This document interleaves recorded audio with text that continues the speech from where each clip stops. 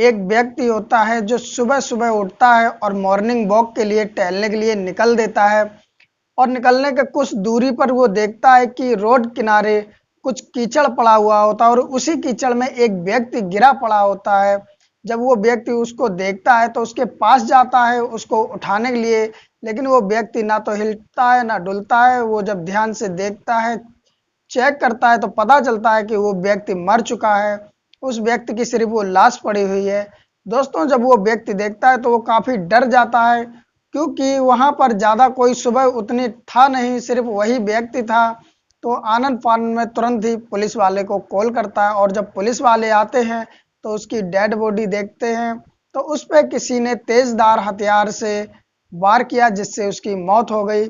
और दोस्तों, जब आसपास पता करते हैं पुलिस वाले तो पता चलता है कि यहाँ पर ना तो ऐसी कोई लड़ाई हुई है, ना ही कोई लड़ाई की आवाज़ आई है जिससे पता लगे कि इस व्यक्ति को कोई मार के यहीं पे डाल गया। ऐसा लग रहा था कि इसकी हत्या कहीं और हुई है और दोस्तों कोई मार के यहाँ डाल गया है। पुलिस वाले अब केस को सुलझाने के लिए लग जाते हैं। दोस्तों, इसकी हत्या क्यों हुई, किस वजह से हुई, जानते हैं इस कहानी में। नमस्कार दोस्तों, मेरा नाम है अजय श्रीवास्तव। मैं कहानी शुरू करूं इससे पहले दोस्तों वीडियो को लाइक कर दो जिससे मेरा हौसला बढ़ता रहे।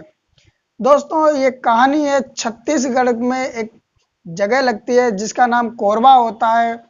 दोस्तों, वहां पर एक मार्केट पड़ती है, हरदी बाजार।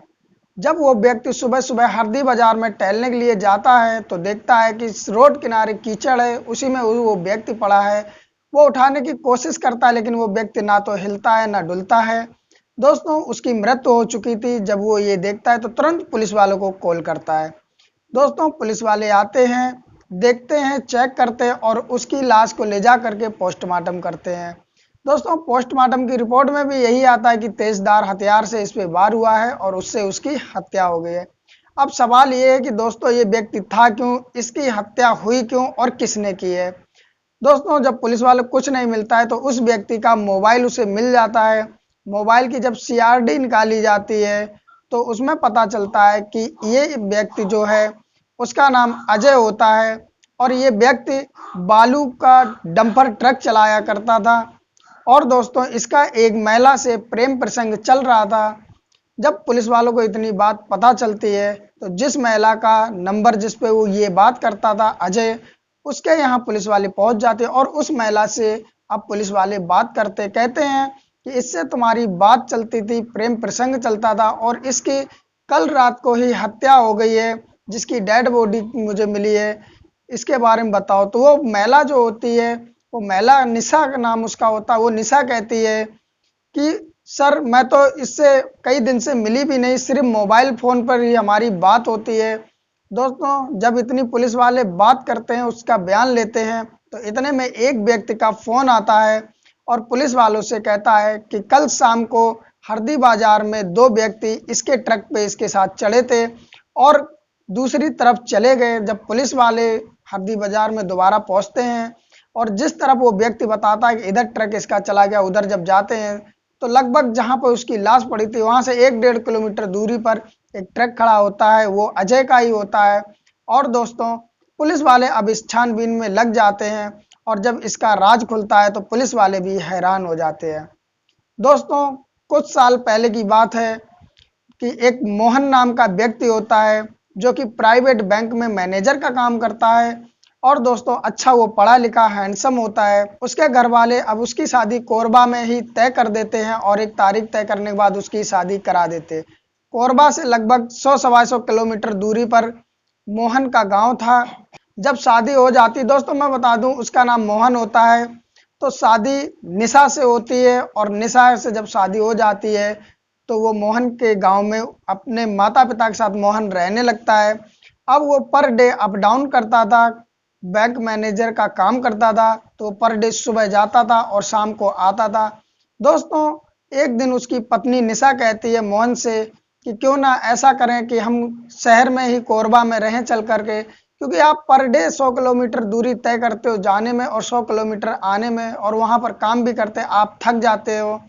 तो दोस्तों, जो मोहन होता है वो भी सोचता है कि कहीं ना कहीं निशा सच कह रही है, हमको भी कोरबा में ही कहीं रूम ले लेना चाहिए, क्योंकि मैं सुबह यहाँ से 100 किलोमीटर दूर गाड़ी चलाकर जाता हूँ और उधर से आता हूँ तो काफ़ी ज़्यादा थक जाता हूँ। वो अपनी माता पिता से बात करता है और कुछ समय बाद अपनी पत्नी निशा को ले जा करके कोरबा में ही एक रूम ले लेता है किराए पर। अब दोस्तों जब किराए पे रूम ले लेता है और वहीं पास में ही अब उसकी बैंक होती है, तो वो काम करने लगता है, अपना जॉब पे जाने लगता है और ज़िंदगी हँसी खुशी से गुजरने लगती। निशा जो होती है वो बेहद ज़्यादा खूबसूरत होती है और मोहन भी ठीक ठाक होता है। दोस्तों कुछ समय गुजरता है कि किराए पर जब निशा रहती है तो उसे कई मुसीबतों का सामना करना पड़ता है, मकान मालिक से किचकिच होने लगती है। तो एक दिन निशा कहती है मोहन से कि ऐसा करो कि हम अपनी जगह ले लें और उस पे ही मकान बना लें, क्योंकि किराए पर रोज़ ही किचकिचबाजी होती है जो मुझे पसंद नहीं आती है। कहीं न कहीं मोहन भी यही सोचता था कि अपना मकान हो तो ज़्यादा ही अच्छा है, और वो निशा से कहता है ठीक है, इस बारे में मैं सोचूंगा, और एक लोन लेता है। लोन लेने के बाद में वो एक जगह लेता है और जगह लेने के बाद में अब घर बनवाना चालू कर देता है। दोस्तों जब घर का काम चलने लगता है तो वो सोचता है कि जो बालू और मोरम की ट्रॉली उतराने से अच्छा है सीधा ट्रक उतरा लो, इसमें मुझे फ़ायदा भी हो जाएगा। तो दोस्तों वो एक व्यक्ति के जरिए से अजय से संपर्क करता है, जो कि अजय का काम होता है बालू गिट्टी मोरम ट्रक से इधर उधर सप्लाई करना। जब अजय से बात होती है तो मोहन अजय से बालू मंगाता है। पहली बार में तो अजय आता है और बालू का ट्रक उतार के चला जाता है। दोस्तों ऐसे ही एक दिन अजय जब फिर से ट्रक उतारने आता है तो शाम टाइम उसका ट्रक वहीं पर मकान जहां बन रहा था वहां पर खराब हो जाता है, और दोस्तों उसके बाद में वो वहीं ठीक करने लगता है। अब रात हो जाती है तो अजय वहीं पर सो जाता है अपने ट्रक में, और जब सुबह होती है तो मोहन तो अपने बैंक मैनेजरी काम करता तो वो ड्यूटी पर चला जाता, और जो निशा होती वो अपने किराए के मकान से नए मकान जहां बन रहा होता वहां पर डे देखने जाया करती थी कि कितना काम हो गया और कितना काम रह गया। अब दोस्तों रोज की तरह निशा उस दिन भी जाती है अपना घर का काम देखने, लेकिन वो देखती है कि एक हैंडसम नौजवान व्यक्ति होता है जो कि बहुत ज़्यादा खूबसूरत होता है, वो ट्रक सुधारने में लग रहा है। वो उसका नाम वही अजय होता है। अजय अपना ट्रक संभाल रहा था। उसके बाद निशा उसके पास जाती है, उससे पूछती है, सारी बात पूछती है कि क्या हो गया ट्रक में। दोस्तों किसी बहाने से निशा जब बात करती है तो अजय को भी निशा पसंद आ जाती है और निशा को भी अजय पसंद आ जाता है। अब दोस्तों इन दोनों में दोस्ती हो जाती है और थोड़ी बहुत बातें होने लगती हैं, एक दूसरे का नंबर चेंज कर लेते हैं।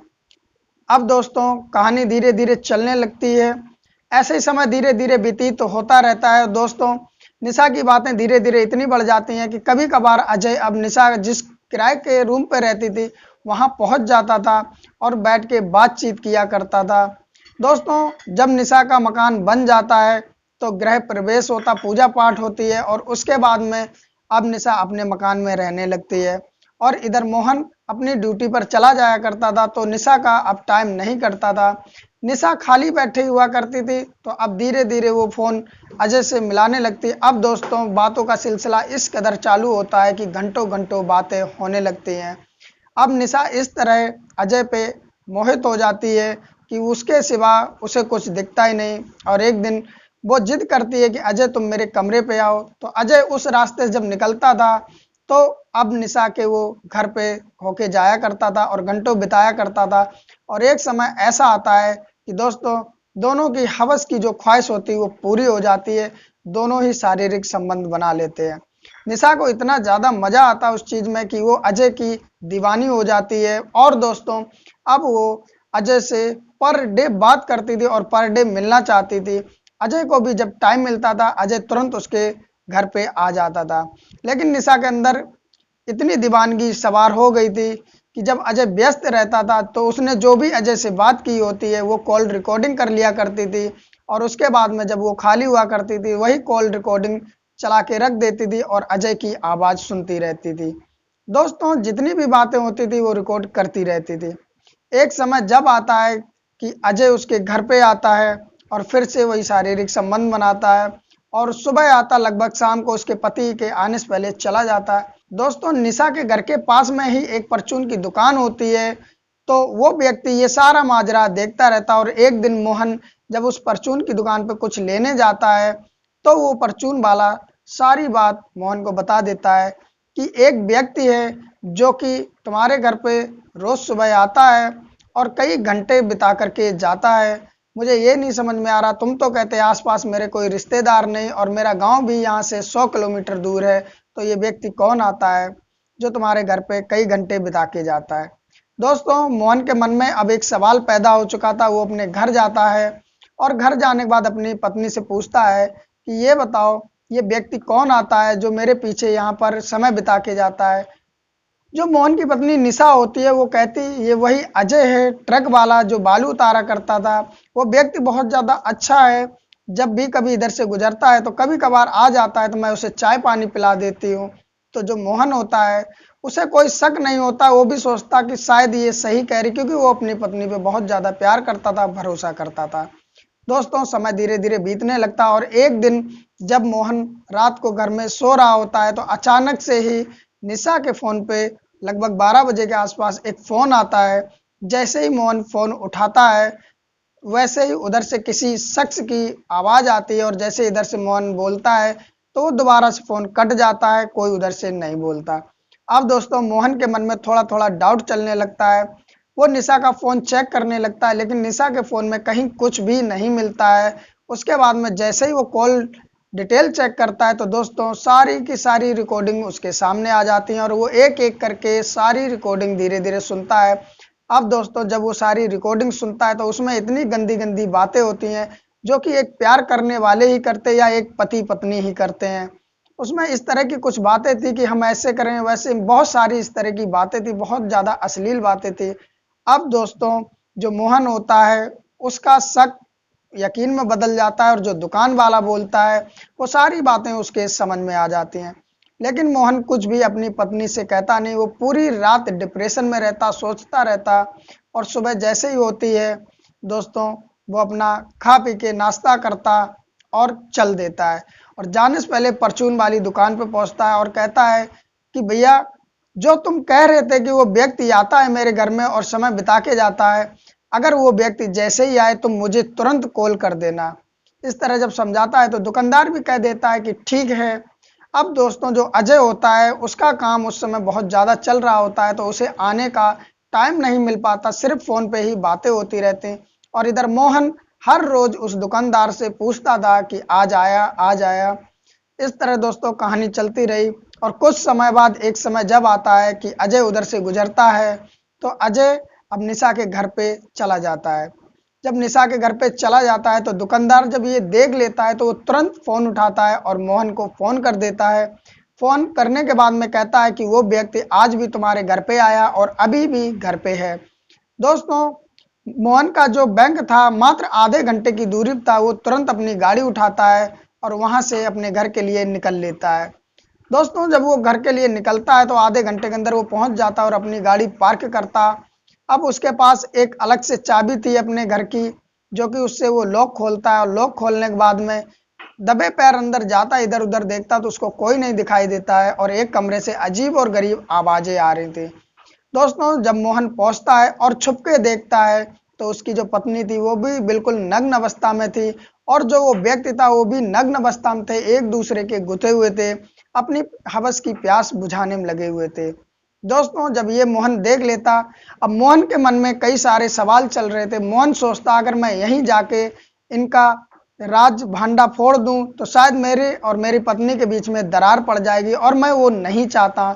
मोहन वहां से दबे पैर वापस चला जाता है, पत्नी से कुछ भी नहीं कहता। दोस्तों, एक समय होता है, अब मोहन अजय की इंक्वायरी जुटाने में लग जाता है कि मोहन कहाँ से कहाँ जाता है, किस समय जाता है और कहाँ कहाँ जाता है, और अपने साथ अपने मामा का लड़का यानी कि अपने भाई को भी शामिल कर लेता है। और शामिल करने के बाद दोस्तों एक समय आता है जब लगभग शाम का समय होता है, उसे पता होता है कि आज अजय हरदी बाजार से होकर कहीं जा रहा है। तो जैसे ही हरदी बाजार में पहुंचता है अजय, वैसे ही मोहन और मोहन का मामा का लड़का दोनों होते हैं, वो हाथ देते हैं अजय को और अजय से कहते हैं कि मेरी बाइक खराब हो गई है, मुझे आगे तक लिफ्ट दे दो।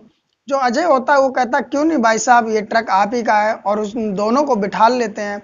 जब हल्दी बाजार से 1-1.5 किलोमीटर दूर पहुंच जाते हैं तो मोहन होता हुआ अजय से कहता है कि जरा रुको, मुझे थोड़ा सा काम है। दोस्तों वहाँ बिल्कुल सुनसान जंगल होता है। जैसे ही अजय ट्रक रोक देता है, मोहन और मोहन का मामा का लड़का तेजधार हथियार से वार कर देते हैं अजय पर, और दोस्तों वो वहीं गिर जाता और वार जब तक करते रहते हैं जब तक अजय की मृत्यु नहीं हो जाती है।